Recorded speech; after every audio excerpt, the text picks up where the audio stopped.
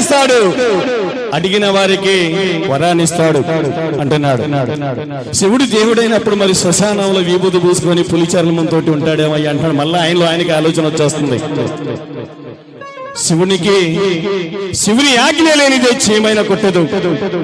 ఆయన తలుచుకుంటే మేడలు గాని, మిద్దెలు గాని, నగలు గాని, నత్రాలు గాని ఎన్నైనా వస్తాయి.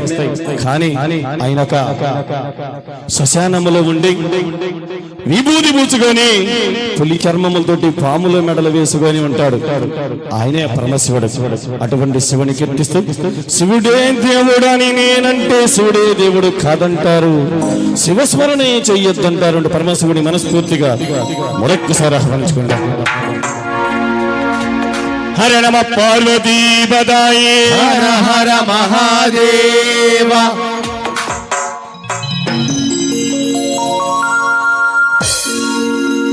శివుడే దేవుడని నేనంటే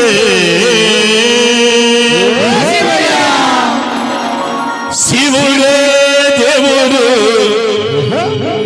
శివుడే దేవుడు కాదంటారు, శివస్మరణే